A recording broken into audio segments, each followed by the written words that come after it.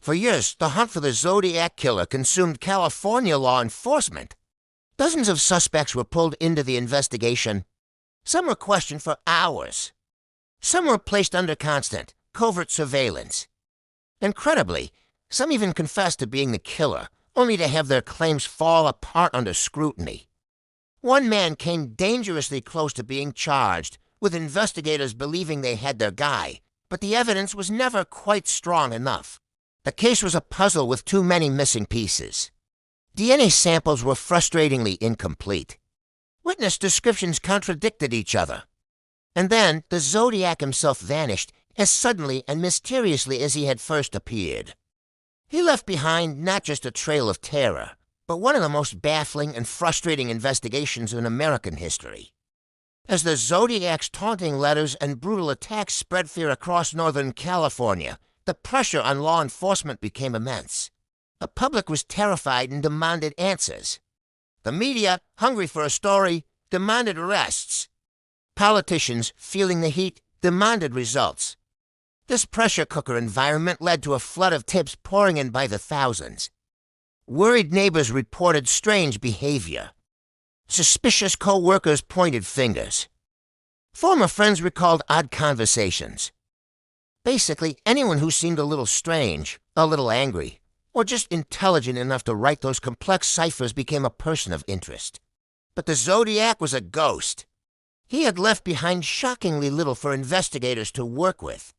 There were no clear fingerprints that could be confidently matched to a suspect in any database. There was no clean, complete DNA profile to build a case around. And despite several close encounters, there were no reliable eyewitnesses who had gotten a clear, unobstructed look at his face. Every new lead felt like it could be the one, the breakthrough everyone was waiting for, until, inevitably, it wasn't. The investigation became a cycle of rising hope followed by crushing disappointment. Adding another layer of confusion to this already chaotic investigation were the false confessions. Several different people came forward over the years, each claiming to be the infamous Zodiac Killer. Some of these individuals were clearly suffering from mental illness. Others were simply desperate for attention, craving a moment in the spotlight no matter how grim. A few seemed to be coerced by their own dark fantasies, blurring the line between what they imagined and what was real. Investigators had no choice but to take each confession seriously, dedicating precious time and resources to vetting each claim. But every single time, the story fell apart. The details they provided didn't match the confidential facts of the crimes. The timelines were impossible, and the crucial knowledge that only the real killer should have possessed was completely missing. These false confessions became yet another major obstacle. They consumed valuable time, distracted investigators from more promising leads, and slowly blurred the line between fact and fiction, making the truth even harder to find. And all the while, the real Zodiac stayed silent, watching from the shadows. You would think that with multiple sightings, witness descriptions would have helped narrow down the search. Instead, they just complicated everything. The descriptions were all over the place. Some witnesses described the killer as heavyset, a man of significant bulk. Others insisted he was thin and agile. Some believed he was an older man, perhaps in his 40s.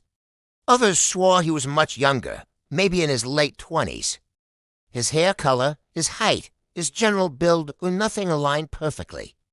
You have one witness who was absolutely confident in their description, and then another witness who was just as confident in a completely opposite description. Police sketches were created based on these accounts and circulated widely in newspapers and on television. They became iconic images of fear, but none of them ever led to a confirmed identification. The Zodiac had been seen, but never clearly enough to be caught.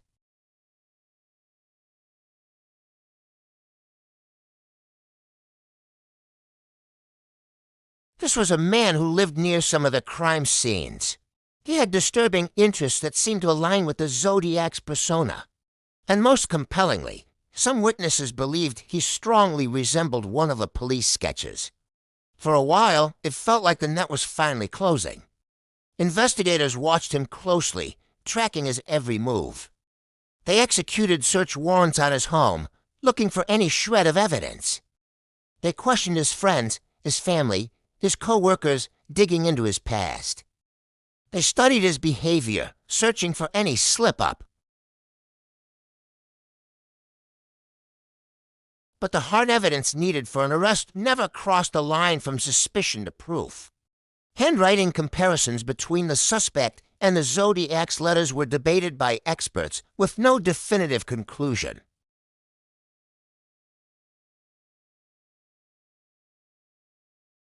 And most importantly, physical evidence that kinda can't be disputed failed to connect him directly to any of the murders.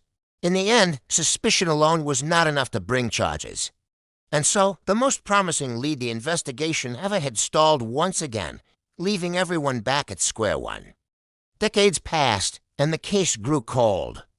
But then, a new wave of hope arrived in the form of modern DNA technology. Forensic science had made incredible leaps, and it promised the potential for answers where the original investigation had failed. Investigators eagerly went back to the old evidence, retesting the stamps and envelopes from the Zodiac's letters. But the results were agonizing. The samples were incomplete and often contaminated. Some of the DNA found could have easily come from postal workers who handled the letters along the way. Other samples were simply too old, too degraded by time to properly analyze. No full, verifiable genetic profile of the Zodiac Killer could be confirmed. Each new test raised expectations, only to quietly dash them. It was as if the Zodiac had left just enough biological material behind to tease investigators for eternity, but never enough to actually get caught. Then, just as the chaos reached its peak, the Zodiac disappeared. There was no final, gloating letter. No deathbed confession. No explanation.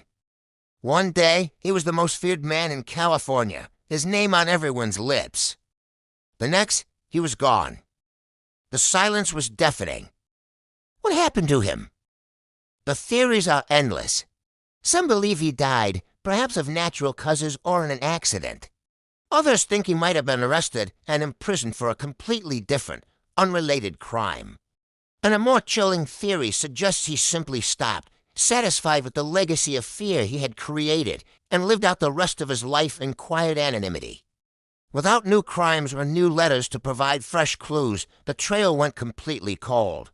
With the passage of time, witnesses aged, and their memories faded, key pieces of evidence deteriorated in storage, the once active Zodiac Killer investigation became a cold case. A historical maze with no exit. We are left with dozens of suspects, endless theories.